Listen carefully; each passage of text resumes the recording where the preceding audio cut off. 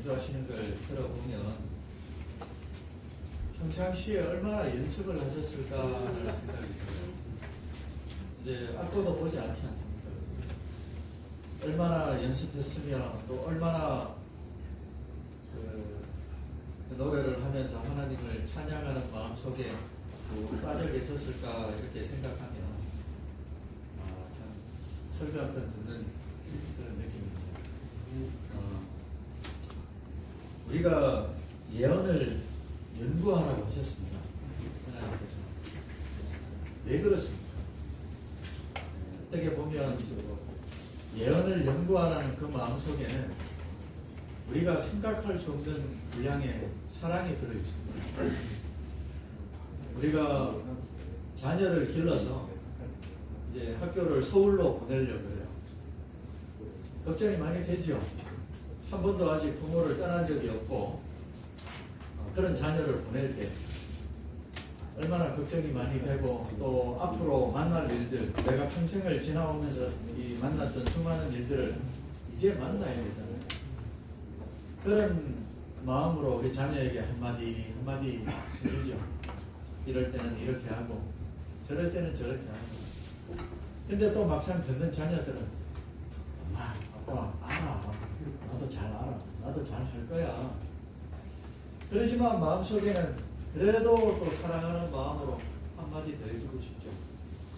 우리가 앞으로 당할 일들입니다. 그런데 우리는 이 당할 일들을 어떻게 보면 이것조차도 하나님께 특별한 은혜를 받아서 먼저 알 수 있는 특권을 가지고 있죠. 사실 세상 사람들은 잘 모릅니다.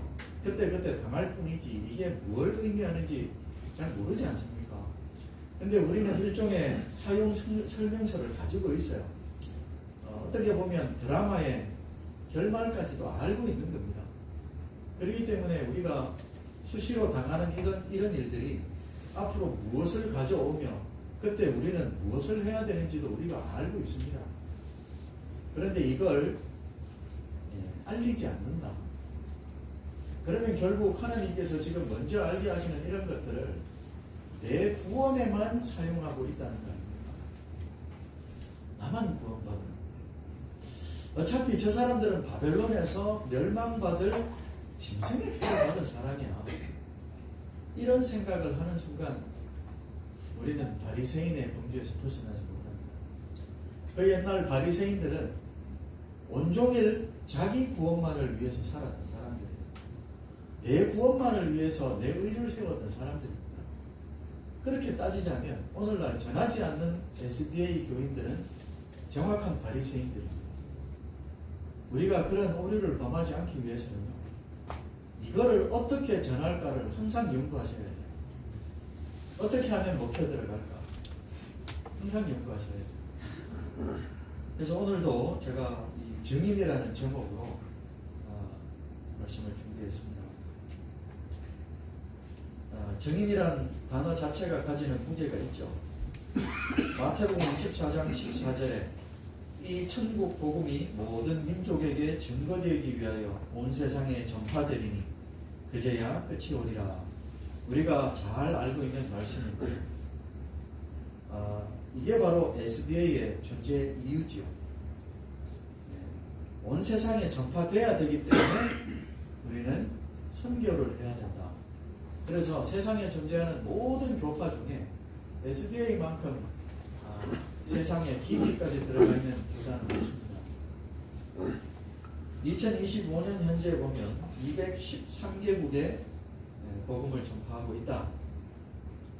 그 다음에 교회가 전 세계적으로 17만 개, 목회자는 2만여 명, 교인들은 2,200만여 명. 상당한 도시죠. 학교가 9,400여 개 되고 의료시설이 1,900여 개. 우리 지구상에 존재하는 어느 교단에서 이렇게 하고 있나요? 굉장히 규모가 큽니다. 거기다가 한국만 딱 보자면은 교회가 1,500개, 27만여 명의 교인. 제가 이걸 보면서요, 교인이 27만 명, 44,000여 원 넘었네. 이런 생각을 제가 얼핏 했어요. 그런데 좀 씁쓸하죠. 자, 그런데요. 우리는 말이죠. 세상 끝까지 복음이 전파되어야 한다고 생각해서 손이 닿는 대로 개척을 해내고 교회를 건축하고 또 출판물들을 제작해서 배포하고 이렇게 활동을 하고 있지 않습니까? 얘는 활동이죠. 그런데 우리가 이렇게 온 세상에 전파되어야 된다고 이런 활동을 하면서도 목적은 혹시 망각하고 있지 않나 우리가 그런 생각을 해볼 필요가 있습니다. 온 세상에 전파하는 목적이 뭡니까? 이 말씀 속에 들어있죠. 뭐 때문에 온 세상에 전파한다고요? 예, 모든 민족에게 뭐 되기 위하여? 증거되기 위하여 이렇게 한다고 그럽니다. 모든 민족에게 증거된다고 하는 것이 도대체 무엇인지를 좀 살펴보려고 그래요. 자, 증거된다고 하면 적어도 이 두 가지가 성립이 돼야 됩니다. 누가 증거해야 됩니다. 누가. 그 일을 누가 할 것인가. 무조건 나다 이렇게 생각하지 마시고 누가 할 것인가. 그 다음에 또 하나 또 있죠. 그죠? 우리 마음속에 다 있죠. 네. 무엇이 증거돼야 됩니까? 이런 일을 하는 사람을 증인이라 그러지 않습니까? 뭘 증언해야 되죠? 뭘? 네. 그걸 좀 살펴보려고 해요. 자, 먼저 누가 증거해야 하는가에 먼저 계시록 12장 17절 다 같이 읽어보겠습니다. 시작. 눈이 여자에게 분노하여 돌아가서 그 여자의 남은 자손 곧 하나님의 계명을 지키며 예수의 증거를 가진 자들로 더불어 싸우려 하나 너희에게 서더라. 입이 닳도록 읽고 입이 닳도록 외웠던 문장인데요. 여기 이 사람들이 증거를 가졌다 그러네요. 남은 자손이란 사람들이 증거를 가졌다고 그럽니다. 자, 왜 남은이라는 표현을 했을까요? 남은이란 말은 그럼 나머지는 어디 있어요? 대다수가 뭐 있다는 이야기 아닙니까? 그죠? 대다수가 어디로 가버렸으니까 남겨진 거죠. 남은 자손이란 거는 대다수가 어디 가고 없다는 이야기입니다. 자, 그러면 말이죠. 이 재림교인 우리가 이제 설교를 듣다 보면 말이죠. 설교 속에 우리가 남은 자손입니다 라고 자신있게 이제 설교를 하는 장면들을 제가 종종 봅니다. 그런데 이제 그 말씀을 하실 때마다 솔직히 부담이 저는 있습니다. 우리가 그 사람들 아닙니까? 우리는 구원받은 사람이니까 또 우리가 남은 자손이니까 이렇게 이야기를 하면서 이제 논리를 쭉 풀어나가는 설교를 풀어나가는 그런 내용들을 들을 때가 있어요. 정말 남은 자손 맞습니까? 우리가 제7일 안식일 예수 재림 교회는 남은 교회가 확실한 것 같습니다. 저는 그렇게 확신이 듭니다. 네. 남은 교회. 근데 그 구성원들은 남은 자손 맞나? 이런 생각을 할 때가 있어요. 자, 제가 솔직히 좀 부끄러운 이야기지만 예배를 마칠 때 내주님 오시리를 부를 때 그때도 제가 부담이 있을 때가 있습니다. 어떨 때는 그 찬미를 부르기 싫을 때도 있습니다. 왜 그런가 하면 솔직히 여러분들 이 자리에 와서 좀 마음이 탁 트이는 면도 있죠. 사실 내가 다니고 있는 지역교회에서 재림 이야기, 품성 이야기, 일요일 명령 이야기를 꺼내기가 너무 부담스럽습니다. 관심이 없는 건지 아니면 마음속에는 있는데 겉으로 표현을 안 하는 건지 말을 하지 않아요. 교인들도 잠잠히 있고요. 오히려 그런 이야기를 꺼내면 괜히 설레발 친다는 그런 눈치를 주기도 하고 그렇게 해요. 나도 알아. 근데 재림 준비 그렇게 하는 게 아니야. 꼭 그렇게 말을 하고 있는 거예요. 그래서 아무것도 하지 않고 재림을 뭐 어떻게 설교 시간에도 잘 나오지가 않아요. 그런데도 마칠 때는 한결같이 내 주님 오시리라는 노래를 부르고 있는 모습을 제가 이렇게 접하게 되면 솔직히 마음에 부담이 많아요. 진짜 하고 있는가? 자, 남은 자손의 자격이 계시록 12장과 14장에 나와 있죠. 제가 이걸 한번 정리를 해봤어요. 남은 자손의 자격이 적어도 남은 자손 되려고 그러면 뭐가 충족돼야 되는지 쭉 정리해 보니까 이 9가지가 나오더라고요.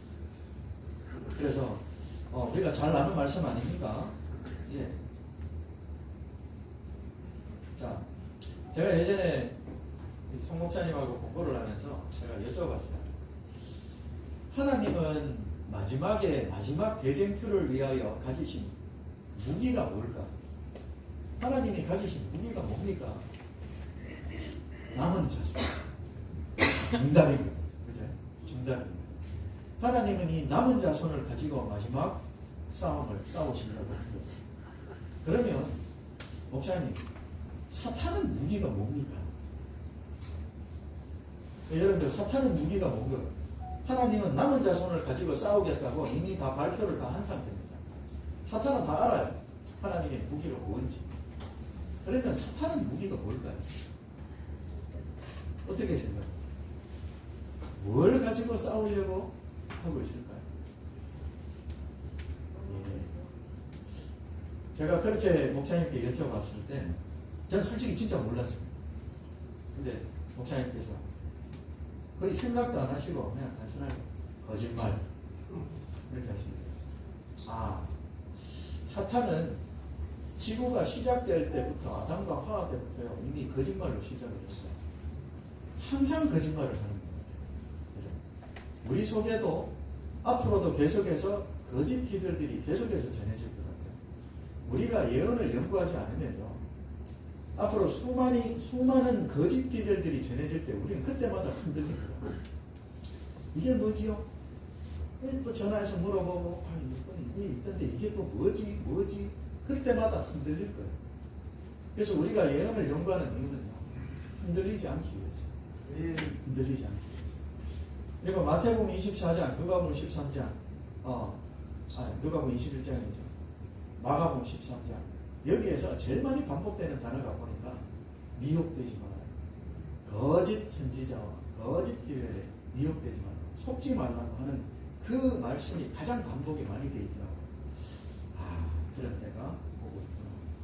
그래서 여기에 보면 5번째 특징에 보면 하나님이 그 입에 거짓말이 없는 사람이다 라고 하는 게 하나님께서 이 거짓말의 비중을 굉장히 많이 두고 계시는 거예요. 사탄이 이걸로 지금 사람들을 미혹하고 있구나. 창세 때부터 지금까지. 그런 생각이 들더라고요. 자, 그런데 이 남은 자손의 특징들을 이렇게 살펴보니까 이걸 제대로 챙기고 있는 재림교인이 과연 몇이냐. 다른 말로 하면 내가 이렇게 할 수 있을까? 우리 9가지 특징 중에 단 한 가지도 지금 나한테 딱 들어맞는 게 없어 보이죠? 답답합니다. 그런데 우리가 계속 배우고 있지 않습니까? 이걸 한 방에 해결하는 비결이 있죠. 이게 단 하나에 이 모든 것들이 다 해결되는 비결을 우리는 알고 있지 않습니까? 뭐죠? 예, 믿음으로 예수님과 같은 의를 우리가 소유하게 될 때 이 9가지는 그냥 따라오는 거예요. 저도 안식일에 대해서 고민할 때도 그랬습니다. 어떻게 하면 거룩하게 잘 지키는 거지? 왜 안식일에 대한 리스트가 없을까? 어떻게 하는 게 잘 지키는 거야? 라고 성경에 왜 명시되어 있지 않을까? 근데 우리가 그 리스트를 따지지 말고 예수님의 그 같은 의를 우리가 소유하게 될 때 그렇지. 그러면 따로 이렇게 뭘 해라, 뭘 하지 마라 할 필요가 없는 거구나. 그 의 속에 다 들어있구나. 그런 생각을 가지고. 마지막 때 우리가 무슨 활동을 해야 되지? 전도를 어떻게 해야 되고, 누구랑 조를 짜서 무슨 일을 해야 되고, 뭘 해야 되지? 고민할 필요가 없는 거죠. 이 의가 들어오게 될 때, 사실 우리가 그런 거 따질 필요가 없죠. 자동입니다. 자, 너희 안에 이 마음을 품으라. 곧 그리스도 예수의 마음이니. 전에는요, 저는 그냥 착하게 살아라. 저는 그런 말인 줄 알았어요. 그런데 우리가 그 예수님의 품성을 똑같이 닮아가야 된다는 이 이야기들을 제가 알고 난 다음부터는 이게 무언지를 실제적으로 알게 됐어요. 예수님의 그 의의 품성을 똑같이 받아야 되는 거야. 카피가 돼야 되는 거야. 똑같은 모습을 해야 되는 거야. 그리고 이 사람들을 사용하겠구나. 답이 생깁니다. 이 사람들을 하나님께서는 남은 자손이라고 하셨습니다. 남은 자손. 자, 이 남은 자손에게 하나님께서 주신 사명이 도대체 무엇일까요? 남겨놨다는 이야기는 일이 있다는 이야기입니다. 뭔가가 있으니까 남겨놨죠. 그러지 않으면 남길 필요가 뭐 있습니까? 근데 무슨 일을 맡겨놓고 남겨두셨을까요? 그죠? 자, 찾아보니까 성경에 수많은 곳에 있어요. 여기에 다 들어있더라고요. 그것도 똑같은 말씀입니다. 그리고 이외에 수많은 예언의 신의 말씀 속에서도 남은 자손이 뭘 해야 되는지를 다 밝혀두고 계시더라고요. 뭐지요? 자, 아마 제가 밑에 딱 보여드리면 맞아. 그러실 거예요. 자, 뭐냐면 너희는 예수의 증인이 되라. 이 수많은 성경 구절 속에 똑같이 그렇게 말씀하고 계십니다. 너희는 내 증인이 되라. 마지막 제자들을 보낼 때도 증인이 되라. 자, 그러면 남은 자손의 사명은 증인이 되는 겁니다. 증인이라는 단어는요, 법정 용어입니다. 우리 재판을 할 때, 그죠? 사용되는 용어죠. 근데 우리가 이 증인이라는 단어들을 생각해보면, 뭔가 있죠, 그죠? 그게 뭐냐면, 우리가 어떤 사건이 딱 벌어졌을 때, 살인사건이 벌어졌을 때, 막 미궁에 빠지려고 그래요. 도대체 누가 범인인지 모르겠어요. 그런데 갑자기 증인이 딱 등장하는 겁니다. 자, 증인이 등장할 때, 그 살인사건의 진짜 범인은 그 증인을 어떻게 하려고 하겠어요? 죽여요. 없애야 돼요. 그러지 않으면 자기 죄가 다 드러나죠. 그렇기 때문에 그 증인이 증언을 못하도록 만들어야 될 거 아닙니까? 또 반대로 이걸 제대로 밝혀야 되는 사람 입장에서는 그 증인이 정말 증언을 해주기를 간절히 바라겠죠. 자, 그래서 우리가 법정에서 보면요, 증인은 나와서 성경에 손을 얹고 선서를 하더라고요. 진실만을 말하겠다. 근데 한국은 그렇게 안 하죠. 우리 기독교 국가인 미국에서는 성경에 손을 얹고 증인 선서를 하더라고요. 자, 그러면 증인이 되려 그러면 조건이 있어요. 자, 어떤 조건이 충족돼야지 증인이 될까요? 자, 일단 먼저 내가 직접 그걸 봐야 됩니다. 누가 살인하는 그 장면을 내가 봐야 되지. 누가 옆집 사람이 이야기하는 걸 내가 들었어요. 그 들은 걸 가지고 증인석에 설 수 있을까요? 예, 안 됩니다. 예, 그래서 반드시 직접 봐야 돼요. 그래야 증인 되겠죠, 그죠? 자, 이걸 우리가 그 역할을 해야 되는 증인의 역할을 한번 생각해 봅시다. 직접 체험해야 되죠, 그죠? 내가 이걸 직접 무언가를 하지 않으면요, 내가 주워 들은 이야기로는 안 됩니다. 특별히 우리가 품성 변화에 대한 여러 가지 체험들은 말이죠, 우리가 체험해본 사람만이 이야기를 할 수 있어요. 그러지 않고 누가 딴 사람이 막 그죠, 설교 속에 또는 뭐 간증 속에 했던 이야기들을 내가 그걸 경험하지는 못했지만은 다른 사람에게 전달한다? 힘이 없어요. 힘이 없어요. 그리고 듣는 사람도 직접 체험을 해야 돼요. 그 다음 두 번째 특징이 뭐냐면 거짓이 없어요. 쉽게 말해서 목에 칼이 들어와도 만약에 누군가가 목에 칼을 딱 들이대면서 야 진짜 너 봤어? 이럴 때 못 봤는데요. 증인이 아니죠. 그죠? 목에 칼이 들어와도 그걸 증언을 해야 되는 게 증인입니다. 그렇게 할 수 있을까요? 세 번째 특징은 침묵하지 말고 담대히 밝혀야 된다.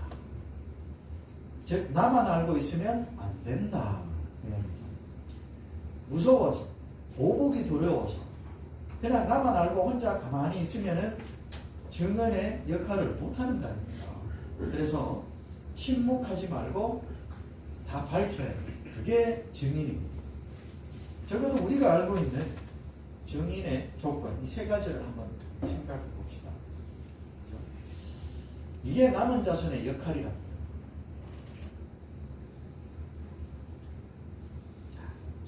내가 그를 위하여 모든 사람 앞에서 너의 보고 들은 것의 증인이 되리라. 보고 들은 것의 증인이 되라라고 명령을 하고 계시죠. 자, 증인이 되려면, 자, 우리가 성경으로 다시 한번 돌아가 볼게요. 우리 예수님께서 돌아가시고 난 다음에 12제자 중에 한 명 빠졌잖아요. 그죠? 잘 아는 가룟 유다가 빠졌습니다. 그 자리에 누가 들어가죠?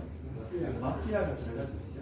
자, 근데 마띠아를 뽑아야 돼요. 근데 마띠아 뽑기 전에 사도들이 모여서, 자, 이제 이 빠진 12번째 제자를 한번 뽑아보자. 누가 돼야 될까라고 했을 때 사도행전 1장에 뭐라고 나오는가요? 우리를 잘 따라다니죠. 예. 자, 구절을 보면요. 이러함으로 요한의 침례 때부터, 즉 침례 요한 때부터, 그죠? 침례 요한 때부터 우리 가운데서 올려가신 날까지, 즉 부활하신 날까지 주 예수께서 우리 가운데 출입하실 때에 항상 우리와 함께 다니던 사람 중에 하나를 세우자. 다 봤어야 된다는 게 아닙니다. 처음부터 다 봐야 되고 그분의 품성을 처음부터 다 목도하면서 감동받은 사람이다. 그런 사람을 뽑겠다. 그렇게. 그죠? 그래서 마띠아가 제일 뽑혀서 딱 뽑히잖아요. 그죠? 자, 그러면요. 쉽게 말해 이겁니다. 예수님의 품성을, 그리고 예수님의 사랑을 각종 상황 속에서, 여러 상황 속에서 직접 본 자라야 됩니다. 그죠? 이론으로는 안 돼요. 예수님 잘 믿고 그 사람에 대해서 정말 멋지게 설명할 수 있는 그런 사람, 이론적으로 설명할 수 있는 사람 많죠. 하지만 이론으로는 안 된다. 직접 체험을 해야 된다. 자, 즉 그분의 품성을 그대로 드러내 보일 수 있는 사람이 되어야 된다. 본대로, 느낌대로 그렇게 드러내 보일 수 있는 사람이 되어야 된다. 자, 사도라 그러면요. 예수님을 직접 본 사람들이죠. 사도 베드로, 그죠? 사도 요한. 근데 사도 바울은 예수님 봤습니까? 왜 사도라고 부를까요? 예수님 봤어요? 만났죠? 다메섹에서 봤죠. 근데 가만히 생각해 보면 다메섹에서 봤던 때는 정말 찰나의 순간이었던 거예요. 굉장히 두려웠죠, 그죠? 근데 그 뒤로 바울이 예수님을 1대1로 만났겠죠. 어디에서? 아라비아 사막에서. 맞죠. 아라비아 사막에서. 광야 생활 속에서 1대1로 만났습니다. 그래서 사도 바울, 예수님을 만나잖아요. 우리는 사도가 될 수 있을까요? 고개 끄덕끄덕 해야 됩니다. 우리는 예수님을 만날 수 있고 예수님께서 만나고 싶어 하세요. 그리고 반드시 만난 후에 내보내려고 그러시죠. 우리가 삶 속에서 우리 지금 여기 교회 밖에 아무것도 없지 않습니까? 만약에 이곳이 도시 속이었다 그러면 우리는 예수님 만나기 전에 자동차 경적 소리부터 만났을 거예요. 다른 것들이 있을 때는 잘 안 들려요. 특히 우리가 살다 보면 힘들 때, 어려울 때 예수님을 특별히 찾죠. 그럴 때 우리가 예수님을 제대로 만나기 위해서는 정말 다른 것들이 보이지 않아요. 그러지 않으면요, 또 만나다가도 또 걱정이 앞서고, 그죠? 우리 삶 속에 그런 때가 있습니다. 그게 예수님을 만날 거죠. 광야처럼 예수님을 만나기 좋은 곳이 없죠. 그래서 어떨 때는요, 예수님께서 우리를 궁지로 막 몰아가십니다. 왜 이러세요? 뭐 이 정도면 된 것 같은데 더 저를 힘들게 하시나요? 저를 더 시험하시나요? 네. 왜요? 만나시고. 그렇지 않으면 안 만나죠. 만나십니다. 그래서 만난 후에 뭘 주시려고? 항상 광야 생활 뒤에는 뭐가 따라온다고요? 사명이 따라온다. 모든 성경 인물들이 다 그랬죠. 광야 생활을 끝낼 때는 반드시 사명이 주어집니다.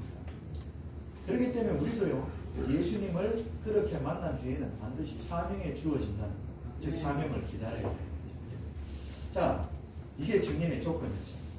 예수님께서 승천 직전에 적진으로 보내는 내 사랑하는 병사들에게 하신 마지막 당부, 이 말씀이죠.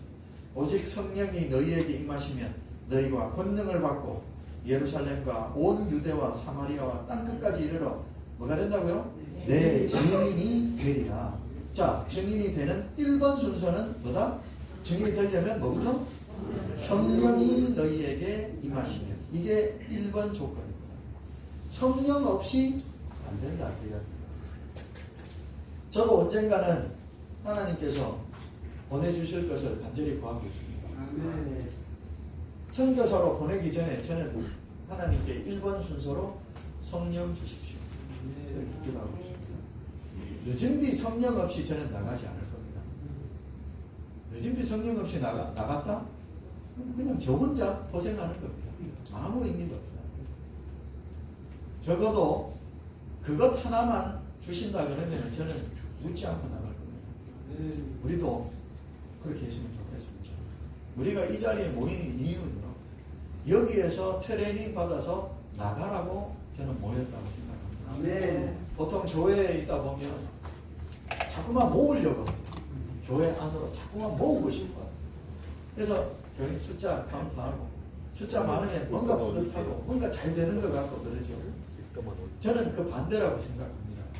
교회는요, 모여서 훈련받아서 나가야 되죠. 나가서 개척을 해야 되죠. 지금 사실 재림 집회가 너무나도 희귀합니다. 전국에서 정말 재림 집회 5손가락 못 꼽죠. 없어요. 그러면 어떻게 하라는 이야기입니까? 우리가 만들어내야 돼요. 만들어내야 돼요. 내가 살고 있는 그곳에서 자그마한 집에 거실에 앉아서라도 한 2-3명 모여서라도 시작을 해야 돼요. 그렇게 모여서 우리 재림을 준비하기 위해서 서로서로 공감하고 서로서로 기도하고 서로서로 말씀 속에 체험담을 나누는 그 속에 분명히 하나님께서는 다른 사람을 또 더하실 거예요. 모여야 돼요. 그렇게 할 때 이제 또 하나님께서 또 저에게 손길을 보내시겠죠. 또 유명한 목사님도 보내주시고 해서 또 이런 집회들이 전국에 여러 개가 생겨야 되죠. 그게 우리가 할 일입니다. 그게 재림 준비고 우리는 반드시 그렇게 해야 되죠. 자, 이렇게 성령이 너희에게 임하시면 그 다음에 두 번째로 주어지는 것이 권능을 받는다. 권능을 받는다.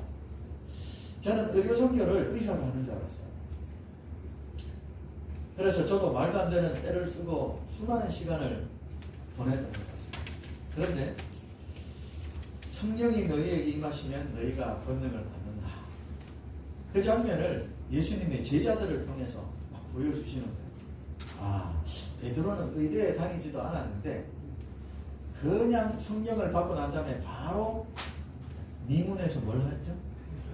네, 막 안중병이를 일으키고 죽었던 사람을 막 살려내고 막 그러고 있죠. 아, 이게 의료선교구나. 그러면 우리도 성령을 받게 되면 의사가 아니더라도 나도 그런 일에 투입되겠구나. 아,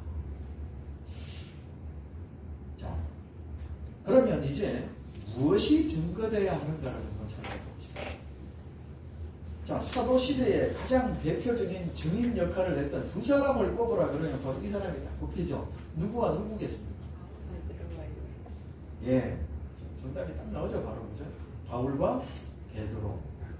이 두 사람의 역할이 굉장히 성경에 많이 기록되어 있는 것처럼 우리가 보고 배워야 될 내용이 많다는 거죠. 사도 바울과 베드로는 성령을 받았나요? 예, 확실히 받았죠. 우리가 성경 읽다 보면은 뭐 의심할 수 없습니다. 자, 그러면 성령 받고 난 다음에 권능이 주어졌나요? 예, 확실하게 주어졌습니다. 자, 하나님께서 성경을 통해서 봐. 되지? 자, 그러면은 이들은 무엇을 증거했습니까? 이들이 증거한 것. 예수님의 뭐? 자, 그죠? 잘 알고 계시네요. 그죠? 저희의 마음을 열어 성경을 깨닫게 하시고 또 이르시되 이같이 그리스도가 고난을 받고 제3일에 죽은 자 가운데서 살아날 것과 또 그의 이름으로 죄사함을 얻게 하는 회개가 예루살렘으로부터 시작하여 모든 족속에게 전파될 것이 기록되었으니 너희는 이 모든 일의 증인이라. 이걸 증언했단 말입니다. 특별히 그 시대에는 예수님께서 부활했다는 이야기, 예수님께서 죽으시고 부활했다는 이야기가 사람들에게 굉장한 영향을 미쳤던 것 같습니다. 그래서 주로 죽으심과 부활, 이거를 증거했던 거예요. 그러면 오늘날은 우리가 뭘 증거해야 됩니까? 오늘날도 우리가 구도자를 만났다.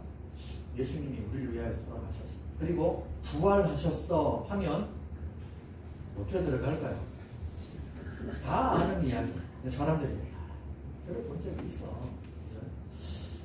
요즘 시대에는 그거 말고 한 단계 더 나아가야 돼요. 지금은 우리는 과연 무엇을 증거해야 되고 또 그걸 어떻게 증거해야 될까? 내가 증인이라는 거죠. 자, 제자들은 예수님의 품성을 가장 가까이에서 보았고 그 품성에 매료되었죠. 특별히 갈릴리 호숫가에서 베드로가 예수님을 다시 만나는 장면을 보면 정말 품성에 매료되었던 것 같습니다. 쉽게 말해서 우리는 그분의 품성을 증언해야 합니다. 품성을 증언해야 합니다. 자, 특별히 그 밑에 제가 별표를 딱 쳤어요. 중요하다는 이야기죠. 그분의 그 품성을 그대로 받은 내 품성으로 증언을 해야 됩니다. 이게 오늘 제가 아침에 드리는 말씀의 가장 핵심입니다. 뭘로 증거한다고요? 품성으로. 근데 어떤 품성? 예수님의 품성을 그냥 말로 하는 게 아니고 그 품성을 그대로 받은 내 품성으로 증명을 해내야 된다. 그 증언을 해내야 된다. 이게 돼야 됩니다.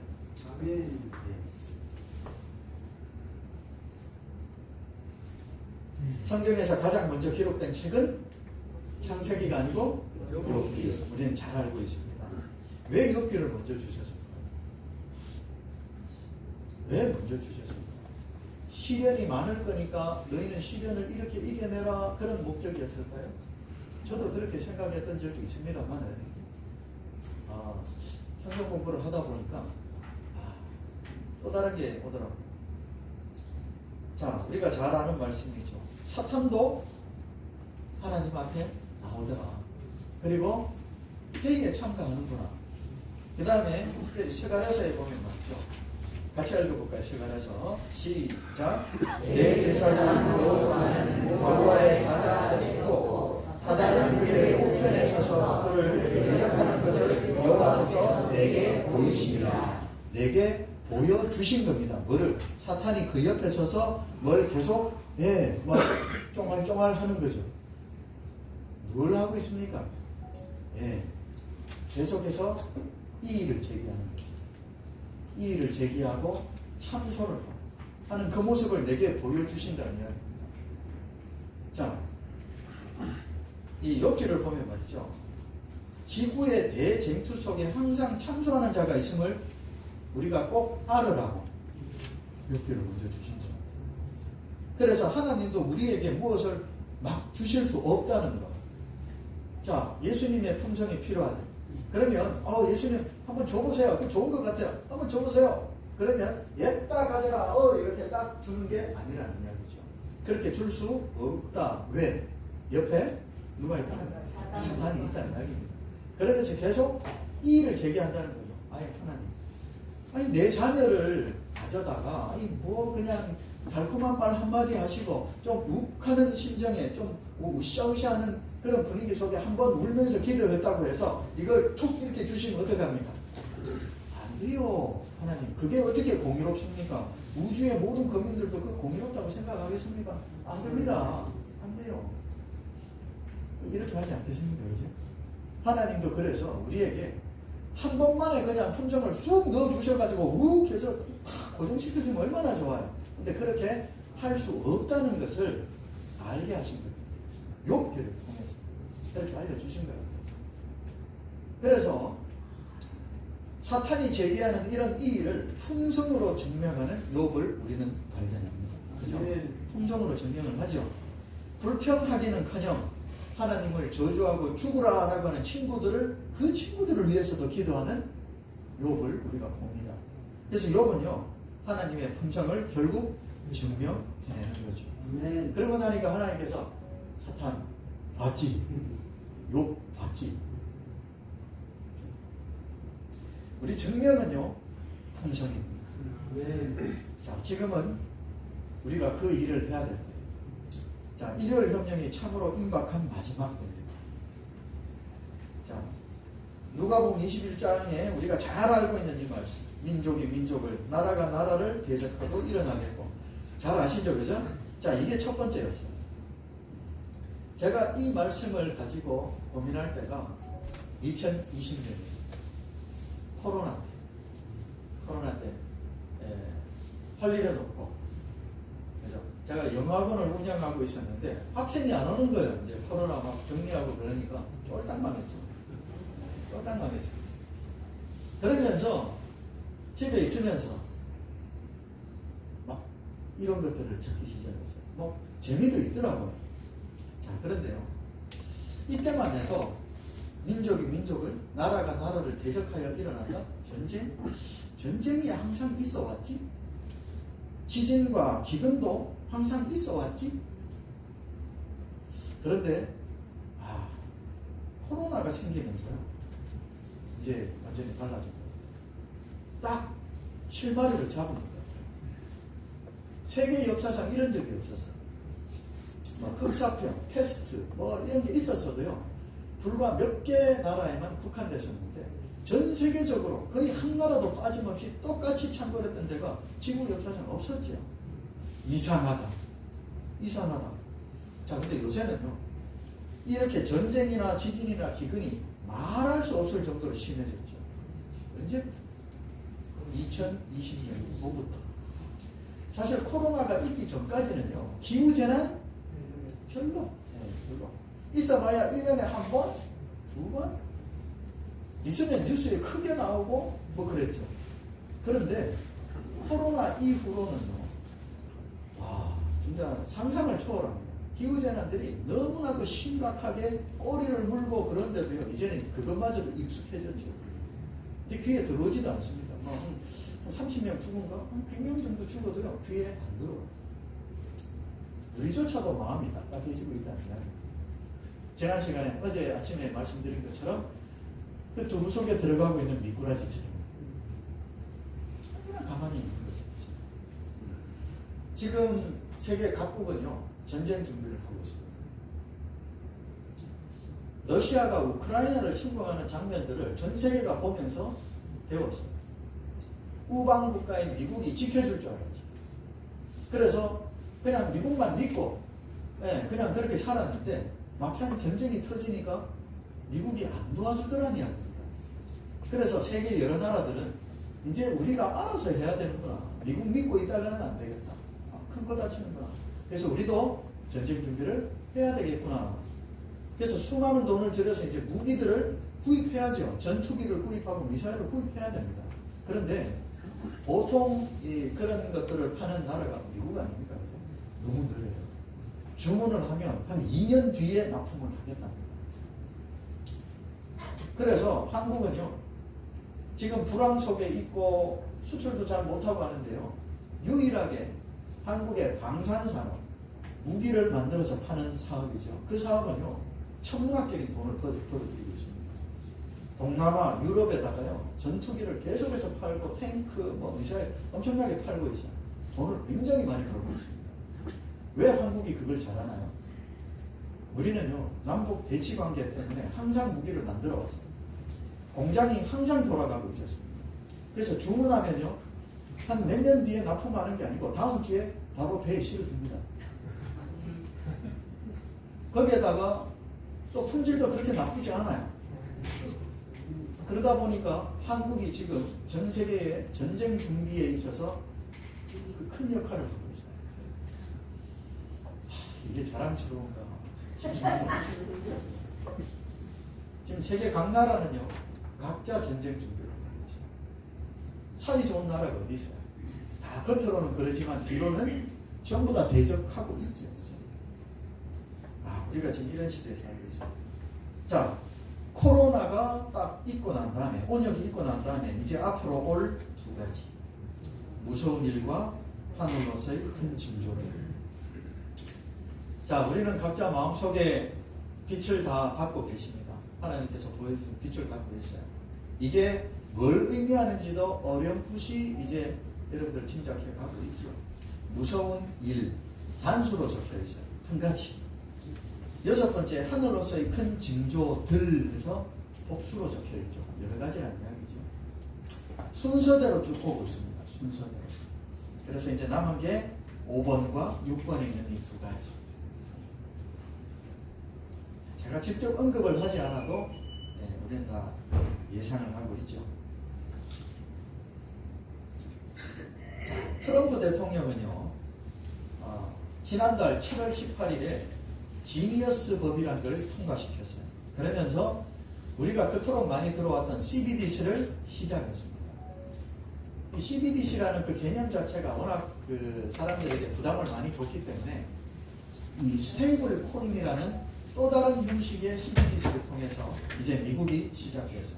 오늘이 9월 1일인가요? 9월 1일부터 시행입니다. 그래서 미국도요, 이제 스테이블 코인 본격적으로 시작되었습니다. 우리가 생각해 보세요. 지금 이제 식사 시간이 조금 늦어질 것 같아서 8시까지 해달라고 그러는데, 여러분들이 너무 지루해서 제가 하여튼 적당하게 잘 조절하도록 하겠습니다. 오래오래 하세요. 아이고, 깜짝이야. 자, 하시다가 질문 있으면 질문하셔도 좋습니다. 자, 이렇게 스테이블 코인이 시작되는데요. 이게 만약에 한 5년 전에, 한 7년 전에 이런 일이 벌어졌다 그러면 난리가 났을 겁니다. 사실 그때는요, 교황이 어떤 자리에서 무슨 발표를 한마디 딱 했는데 그 속에 혹시나 뭐 토요일, 일요일이라도 한 단어가 딱 들어가시면 난리가 났었죠. 큰일 났다. 일요일이라는 말을 언급했다. 그런 시대가 우리가 있었어요. 그래서 어떻게 보면 뜨거움은 있었지만 징조는 없었던 시대가 아닌가 그렇게 생각되죠. 근데 지금은 너무 많아요. 너무 노골적이고, 그죠? 너무 표면적으로 다 이렇게 밝히고 있잖아요. 그런데도 또 상황은 정반대가 됐어요. 자, 조용합니다. 아무렇지도 않은 것처럼 조용하게 지금 지나갑니다. 자, 이 스테이블 코인이라는 게, 자, 이런 겁니다. 쉽게 말해서 비트코인이에요. 근데 스테이블이란 말은 안정이란 말이거든요. 스테이블 코인 하나가 1달러예요. 근데 이걸 통해서 미국은요, 빚을 해결하려고 그러죠. 왜냐하면 스테이블 코인의 1달러가 유통되기 위해서는 미국 국채 1달러치를 사야 돼요. 그래서 트럼프는요, 미리 이 법안을 발표하기 전에 트럼프가, 그러니까 자기 집이죠. 트럼프가에서 엄청난 스테이블 코인 지분을 갖고 있습니다. 이미 다 획득했죠. 그래서 1달러가 통용될 때 트럼프가는 1센트를 가집니다. 생각해보세요. 어마어마한 액수들이 지금 통용되고 있거든요. 그러면 어마어마한 수익이 생기겠죠. 그렇게 지금 되어가고 있어요. 자, 그러면 미국에서 또 이미 CBDC는 중국에서 이미 활용하고 있지 않습니까? 그죠? 미국과 중국이 이렇게 할 때 한국은 꼼짝없이 따라가야 됩니다. 그 나라에서 수출 대금으로 스테이블 코인을 주겠다고 했을 때 안 됩니다. 우리는 달러 주세요. 종이 돈으로 주세요. 그렇게 못합니다. 우리도 그걸 당연히 따라가야 됩니다. 그래서 우리 이재명 대통령의 공약 중에 스테이블 코인 하겠다는 공약이 있었어요. 이제 그걸 하겠다는 거예요. 이 대통령의 공약 현실이 되나 이렇게 나오잖아요. 그죠? 우리나라도 지금 그것이 준비가 완료가 되었습니다. 그래서 한국에서 스테이블 코인을 실제로 통용하게 되는 회사는 카카오페이와 삼성페이입니다. 두 회사에서 이미 준비가 끝났습니다. 그래서 우리도 스테이블 코인 발행합니다. 그리고 제가 찾아봤는데요. 이미 서울의 명동에서, 그러니까 외국인들이 자주 출입하는 명동에는요, 이미 스테이블 코인으로 커피집에서 또 어디에서 이미 지불 수단을 쓰고 있습니다. 자, 저한테 전화로 CBDC에 대해서 물어보시는 분들이 많이 계세요. 근데 조용하게 있나 싶었지만 보세요. 이미 시작되죠. 그죠? 시작되고 있습니다. 자, 디지털 화폐의 영향이 뭘까? 자, 일단 디지털 화폐는요, 이게 반드시 이루어져야 돼요. 즉, 디지털 아이디가 반드시 시작되게 되어 있습니다. 자, 우리도 이제 주민등록증이 없어질 거예요. 왜냐하면 이 조그마한 카드처럼 생긴 주민등록증 가지고는요, 위조도 얼마든지 가능하죠. 그래서 이걸로 위조를 해가지고 이걸로 뭐 대출 받고 하는 것도 저도 당해본 적이 있어요. 그래서 저도 뭐 전화가 와서 러시안 캐시라는 회사에서 전화가 온 거예요. 300만 원 대출하셨는데 어떻게 뭐 지불 뭐 해서 후속 서류 좀 보내주세요 이러는 거예요. 뭐? 난 대출 받은 적이 없는데 누가 대출 받아 갔답니다. 그래서 막 부랴부랴 경찰서 찾아가고 그래서 이제 나중에 보니까 운전면허증이 도용이 됐어요. 그래서 제 이름으로 핸드폰이 3개가 개통이 됐더라고요. 그래서 개통된 데를 딱 찾아보니까 개통한 사람이 신분증 복사해서 다 개통시켜 주잖아요. 신분증을 딱 보니까 제 신분증인데 사진은 딴 사람 사진이 딱 올라가 있어요. 와, 저는 이제 처음 당해봤어요. 그러면서 300만 원. 어떻게 해요? 네, 그래서 제가 정식으로 신고를 하고 해서 결국은 안 갚았습니다. 저는 경찰 수사가 시작되었고 범인을 못 잡는다 하더라고요. 대신에 러시안 캐시 회사에서 이제 정식 사건 접수를 해서 이제 사기인 걸로 이제 돼서 저는 안 갚았습니다만은 이렇게 우리 주민등록증이 카드로 이렇게 돼 있을 때는요 도용이 가능해요. 그런데 그렇기 때문에요 이제는 디지털 아이디라 그래서 주민등록증이 디지털화해서 어디에 들어갑니까? 핸드폰에 들어갑니다. 그래서 핸드폰으로 모바일 핸드폰 그죠? 그래서 이제는 뭐 이 카드도 아니고요 다 핸드폰으로 한다는 것을 우리는 알고 있어야 됩니다. 그래서 우리가 핸드폰으로 각자 주민등록증, 운전면허증 등록하세요 이야기가 법 들릴 거예요. 확실합니다. 이거는 피해갈 수 없어요. 반드시 그렇게 됩니다. 그리고 그걸 피해갈 수 있는 국민들도 없습니다. 그걸 발급 안 받고 어떻게 살겠어요? 반드시 우리는 발급받게 됩니다. 그 다음에 이것이 통용될 수 있도록 공공인프라가 분명히 생깁니다. 그래서 핸드폰에서 뭐 이렇게 내 신분증으로 뭐 이렇게 딱 해서 뭔가 모든 게 이루어질 수 있는 환경이 주어진다는 겁니다. 그게 조만간에 시작될 거예요. 그러면서 세 번째로는 개인정보의 공유가 일어나는 것입니다. 내 개인정보가 은행뿐만이 아니고 정부, 경찰서, 그죠? 다 통용이 된다는 거예요. 내가 이것만 딱 해주면 딴 데서 얼마든지 그걸로 다 열어볼 수 있다는 거죠. 이게 된다는 겁니다. 자, 이게 왜 중요한가요? 뉴스를 하나 보겠습니다. 우리 중국 이야기인데요. 중국에서는 CBDC를 이미 시작해서 여행객들도 사실 중국을 여행할 때 특히 상하이나 홍콩 같은 대도시로 가면 갈수록 현금을 못 써요. 그래서 여행객들이 미리 이런 것들을 발급받아 가지 않으면 현금으로 뭔가를 사고 그럴 수가 없다고 합니다. 그래서 굉장히 불편함을 많이 호소하더라고요. 자, 뉴스에서 나오는 거 보세요. 해고에 현금 없는 사회입니다. 웬만해선 현금을 주고 받지 않고 거제도 QR코드로 돈을 받는다는 마이너스 대부분의 결제가 휴대전화로 이루어지고 있거든요. 문제는 부작용입니다. 화폐 개념이 사라지고 거스름돈을 주고받지 않으면서 아이들은 단순 계산조차 힘들어하고 관광으로 온 외국인들의 불만도 상당합니다. 베이징에서 김한준 특파원이 취재했습니다. 베이징 도심에서 2시간 정도 떨어진 한 마을의 작은 장터입니다. 현금만 받을 것 같은 분위기지만 QR코드로 연결되는 모바일 페이로 결제해야 합니다.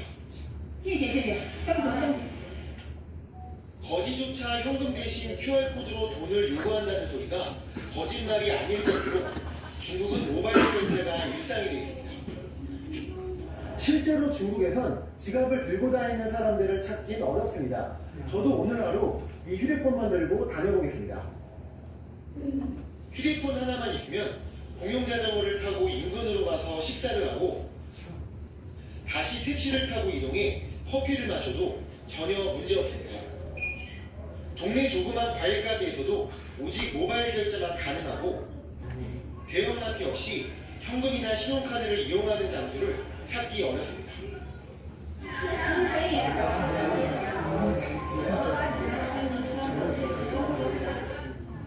이렇게 편리함을 얻었지만 예상치 못한 부작용도 나타나고 있습니다.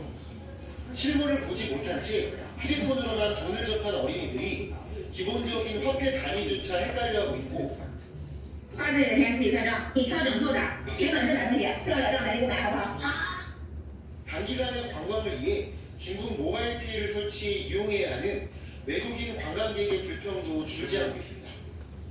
정부가 이 시스템을 통해 돈의 정보를 장악하고 있다는 일부의 지적도 나오고 있지만 중국은 간편결제 시스템 보급을 더욱 확대할 계획입니다. 베이징에서 MBN 뉴스 김한중입니다. 자, 우리도 곧 이런 장면들을 보게 된다는 거죠. 어차피 종이돈과 이런 CBDC는요 공존하기는 힘들어요. 그래서 한쪽으로 계속 몰려가겠죠, 그죠? 한동안은 공용되겠지만은 굉장히 불편한 거죠. 아까도 마트에서 현금 결제를 하려 그러면 따라오세요 이렇게 돼야 돼요. 따라가서 뭐 사무실에 가서 뭐 어떻게 하겠죠, 그죠? 굉장히 불편한 거예요. 그러니까 당연히 사람은 편리함을 따라서 쓰게 되겠죠. 자, 이것들이 예언 속에서 중요한 의미가 있죠. 그렇기 때문에 우리가 여기에 주목하는 거 아닙니까? 개인 통제의 절대적인 도구가 될 것입니다. 즉 우리는 성경 속에서 매매하지 못하겠다.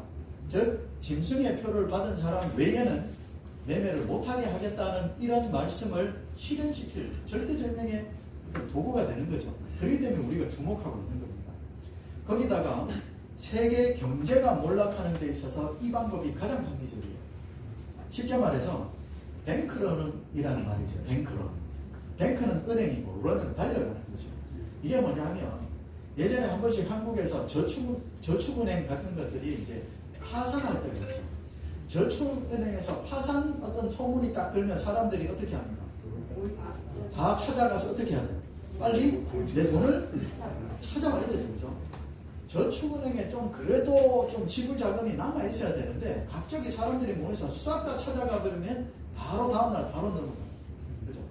그렇기 때문에 정부에서 그걸 도산하는 걸 막기 위해서 지원금을 또 해서 뭐 이렇게 하죠. 그죠? 근데 사람들이 그걸 믿나요? 다 내 돈 먼저 빼가야 되잖아요. 그죠? 그래서 돈 빼가지고 달려간다 그래서 뱅크런이라고 해요. 그러면 은행이 끝나는 거예요. 코인런을 가장 우려하고 있어요. 지금. 이 코인은 말이죠. 지금 스테이블 코인 말하는 겁니다. 그죠? 이 코인이 전 세계적으로 이제 퍼질 겁니다. 미국이 시작했고, 그죠? 한국도, 중국도. 자, 그렇게 되면 말이죠.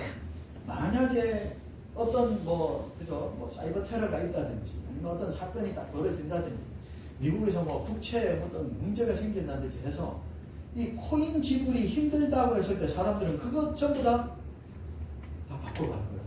근데 그걸 돈으로 되찾기 위해서 은행 가야 되나요? 아니에요. 다 뭘로 하죠? 핸드폰으로, 전 세계에서 핸드폰으로 동시에 다 코인런을 해버리는 거예요. 그렇게 되면 그냥 한 나라에 몇 개의 은행만 망하겠어요? 전 세계적으로 완전히 쓰러져 버리는 거예요. 우리는 예언 속에 경제가 몰락한다는 것을 우리가 잘 알고 있죠. 근데 그 도구들이 지금 대두되고 있습니다. 자, 그리고 노동자 파업의 원인이 될 거죠. 자, 그렇게 경제가 몰락할 때 그럼 노동자들은 살만한 세상이 되겠냐는 거죠. 당연히 노동자 파업이 일어난다는 이야기입니다. 특별히 2028년 5월 1일에 예고되고 있는 미국의 메이데이 파업은 지금 주목하고 있습니다. 저도 이제 이거를 찾아보기 시작하고 있거든요. 도대체 이 뒤에 뭐가 있으며 어떻게 진행되고 뭐가 따라올 건지에 대해서 굉장히 좀 의미가 깊어진 것 같아요. 그래서 아직까지는 제가 뭔가 소개를 할 만한 단계는 아닌데 2028년 5월입니다. 우리가 어제 살펴봤던 시간표에 따르면 언제입니까? 안식년이 지난 다음 해죠. 그죠? 안식년이 지난 다음에 안식년이 2028년 5월 23일에 끝나요. 그때죠. 그죠? 그래서 어떤 의미 있는 사건으로 작용할 가능성이 상당히 좀 보여집니다. 그래서 좀 주목하고 있는데 우리가 한번 관전 포인트가 될 수도 있을 것 같습니다. 자, 이렇게 우리는 말이죠. 처음에 2015년부터 기후재난이 탄소 때문이다라는 말을 많이 듣고 왔어요. 그죠? 이럴 때가 있었습니다. 근데 이 다음으로 또 어떤 시기가 있었냐면 탄소의 감소를 위해서 일주일 중 하루를 쉬어야 된다라는 주장을 우리가 또 들었던 때가 있죠. 그죠? 이때도 지났어요. 그 다음에는 또 뭐가 있었냐면 그러면 쉬려면 보편적인 일요일에 쉬어야 된다라는 주장들이 막 올라올 때가 있었어요. 그 다음으로 일요일이 곧 안식일이다라는 또 매스컴에 또는 인터넷에 수많은 주장들이 또 보일 때가 있었어요. 제가 계속 이런 것들을 찾아왔었기 때문에 이 순서가 제 머릿속에는 확실하게 있습니다. 자, 그 다음 단계는 미국이 도덕적 타락이 굉장히 심해졌다. 그래서 우리가 하나님께로 다시 돌아가야 된다라는 움직임들이 굉장히 많이 있었어요. 그러면서 트럼프가 대통령으로 당선이 되죠. 사실 미국에서 뭐 차별금지법에 대해서 뭐 이렇게 좀 우리가 생각할 때 좀 넌센스 같은 상황들이 많이 있었죠. 어떻게 저런 일이 있을 수 있지? 초등학생이 자기 성전원을 위해서 신청만 하면 다 할 수 있는 그런 세상이 미국이 됐나? 뭐 좀 이상했죠, 그죠? 좀 너무 오버했다. 좀 너무 심하게, 그죠? 근데 사탄이 그걸 이용한 것 같지 않습니까? 그런 상황을 일부러 너무나도 비도덕적인 일이 막 부각되는 시기가 딱 있으면서 사람들의 마음은 어떻게? 이렇게 하면 안 되겠구나. 우리가 하나님께로 돌아가지 않으면 난리 나겠구나. 우리가 이런 세상에서 어떻게 살지? 특히 우리 애들이 어떻게 살지? 그런 여론들이 들끓는 상황으로 막 몰려간 것 같아요. 그래서 사람들이 트럼프를 찍을 수밖에 없는 상황이 되었죠. 그렇게 생각이 되거든요. 자, 이런 시기가 있었는데 이제는 뭐냐면요. 일요일에 예배를 드려야 한다라는 목소리가요. 전국적으로 일어나고 있습니다. 우리가 이미 일요일에 노동자가 쉬어야 된다는 법이 미국에서 시작된 지는 이미 알고 계시죠.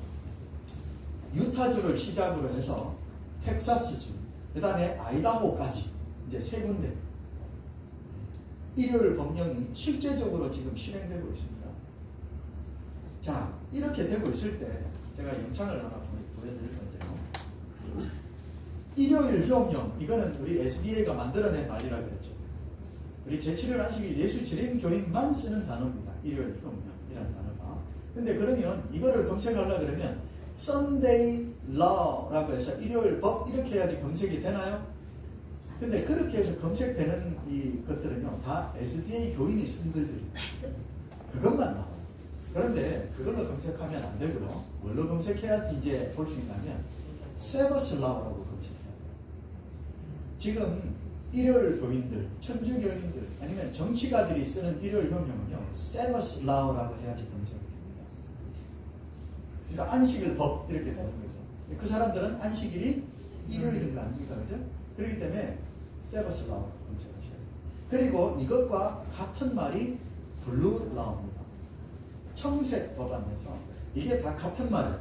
다 같은 말인데, 자, 이 말들이 얼마나 많이 언급되는지 한번 볼게요. 지금 여기 영화에 나오는 사람들은요, 미국의 정치가들, 기업가들, 종교인들입니다. 이 속에 SDA는 한 명도 없어요. 안식일을 지키는 사람은 한 명도 없습니다. 다 일반인들. 근데 이 사람들 입 속에서 또 이 사람들이 하는 강연과 이 사람들의 법안 속에서 일요일 협령이 얼마나 많이 언급되는지 한번 보세요. The sharing of the common good is precisely the way in which our personal goods are elevated. Sabbath laws are a way of publicly orienting us to God, but also safeguarding the common good of the family.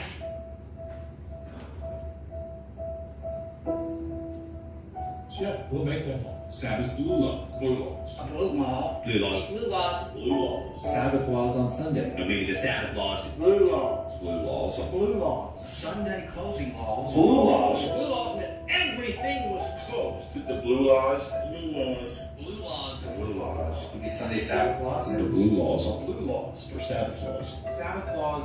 Sabbath laws. Remember the blue laws? Stories about the blue laws. These laws are known as blue laws. Blue laws. Blue laws. It used to be the thing, like we would impose that on the entire culture. Remember the blue laws. Yeah, the blue law. They're called blue laws. Sunday blue laws. Everything has to stay closed on a Sunday. Germany still has blue laws. So blue laws were Sunday, everything shut down. Blue laws in America. Yeah, blue laws still makes a lot of sense. Yeah, blue laws. Remember the blue laws? Any of you remember reading about that at least? Almost every state has what's called blue laws. Because everything's closed on Sundays. They still have blue laws on Sundays, so everything's closed. The only way to start the return to moral order in this country is by force. It's the only way.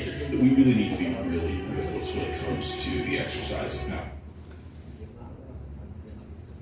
자, 우리 재림 교인들은 가만히 있는 가운데 지금 세상은 일요일 협령 내일 거의 찰나에 도달하고 있습니다. 지금 미국의 전역에서 정치가들과 수많은 사업가들, 기업가들, 종교인들, 교육자들 이렇게 이야기하고 있습니다. 이걸로 강연을 하고 이걸로 법안을 지금 만들어내고 있어요. 이걸 왜 재림교단은 조용히 있어요? 이걸 왜 알리지 않나요? 도대체 그 손에 핏값을 어떻게 감당하려고 왜 가만히 있나요? 저는 굉장히 답답하고 무섭습니다. 지금 일요일 법안은요, 우리 생각보다 빨리 오는 거죠. 이미 여론몰이는 거의 된 것 같아요. 여론몰이는 된 것 같아요. 그래서 이제 일요일에 예배를 드려야 된다는 그 마지막 일요일 법령이 드디어 마지막으로 남게 되었습니다. 증인의 역할이 확실히 필요하죠. 이거 아는 사람 별로 없습니다. 우리 교인들도 이거 아는 사람 별로 없어요. 하지만 이걸 이야기하라고 하는 사람도 별로 없습니다. 그걸 또 허용해주는 교회 지도자도 별로 없어요. 하지 말라 그래요. 설레발이라는 이야기를 제가 여러 번 들었어요. 설레발 치시면 안 됩니다. 여러 번 들었어요.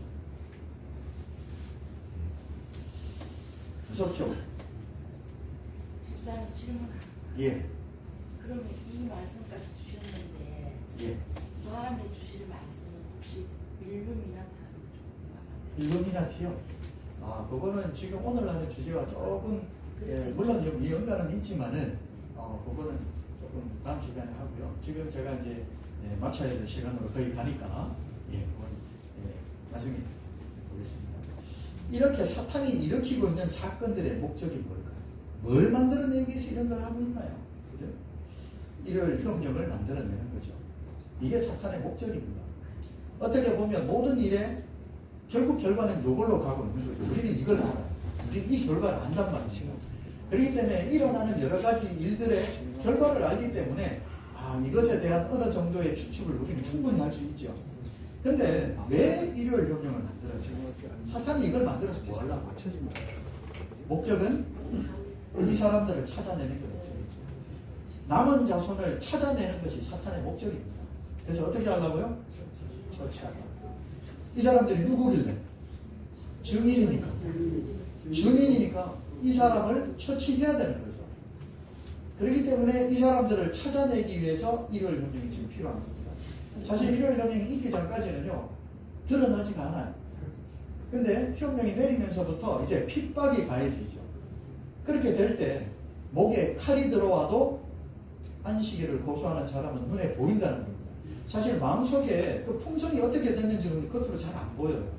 근데 예배를 지킨다 안 지킨다 이게 눈에 보이죠. 그렇기 때문에 핍박이 시작되어야지 남은 자손들이 드러나기 시작하는 겁니다. 그런데 이게 좋은 소식이긴 한데 우리들한테는 굉장히 두려운 소식이죠. 나한테는 아무 일도 없는데 이런 사람들이 드러나고 있다. 순교자가 나오고 있다. 누군가 구속되었다. 이런 이야기를 들을 때 우리는 정말 두려움 속에 있어요. 왜 나한테는 아무 일이 없을까? 나는 제3자인가? 내가 당사자라야 되는데 왜 나는 제3자인가? 이제 우리는 삶의 결단을 내려야 됩니다. 행동에 옮겨야 되는 시기가 된 겁니다. 예레미야 8장 20절 추수할 때가 지나고 여름이 다 하였으나 우리는 구원을 얻지 못한다 하는도다. 딴 사람들은 구원받고 품성의 변화를 겪고 있는 그 모습들을 우리가 보는데 나에게 아무 일이 없는, 결국 나한테는 구원이 없나? 이런 생각이 드는 것. 이때까지 우리가 미적미적되고 있을 겁니다. 대부분의 사람들은 다 미적되고 있습니다. 눈치 보고 있어요. 자급자족을 위해서 공격한 시골로 들어가라는 이 말씀조차도 다 미적되고 있습니다. 눈치 보고 있죠. 아직 교회에 그 장로님도 안 하시는데 내가 굳이 먼저 이렇게 대총회에서 어떤 언급이 있기 전인데 먼저 하는 게 괜히 또 그런 거 아니에요. 주변에서는 야 옛날에도 그러다가 다 어떻게 됐습니까? 그런 이야기를 계속하고 있잖아요. 그러면서 미적되고 있습니다. 미적입니다. 자, 이제 내가 증인이 될 수 있는 조건, 내가 그걸 직접 봐야 된다. 즉 예수님의 품성을 직접 체험하기 전에는 그걸 내가 말로 설명을 할 수가 없습니다. 거기다가 거짓이 없어야 돼. 이것에 내 생명을 걸어야 돼. 목에 칼이 들어오더라도 내가 이걸 지켜내지 못하면 나는 증인이 될 수 없어요. 그리고 어떻게 하라고요? 그분께 받은 나의 품성을 통해 그분의 품성을 증명해내야 돼. 우리의 사명이죠. 자, 이제 마무리를 하려고 합니다. 조만간에 예수님을 닮은 자들 모두는요 법정에 서야 피하려고 하지 마세요. 피하지 맙시다. 법정에 서야 돼요. 그리고 그들 모두 증인이 돼야 됩니다. 가장 중요한 것은 우리가 무엇을 증명하는가. 우리는 자꾸 이걸 망각하고 아유 죽으라면 죽어야죠. 저는 그렇게 할 수 있을 것 같아요. 근데 뭘 증명합니까? 무엇으로? 이게 가장 중요하다는 게 있습니다. 왜 내가 증인이 되어야 돼요? 증인이 되어야 되는 이유가 이겁니다. 자, 우주 거민들, 천사들, 감히 어떻게 하나님을 시험합니까?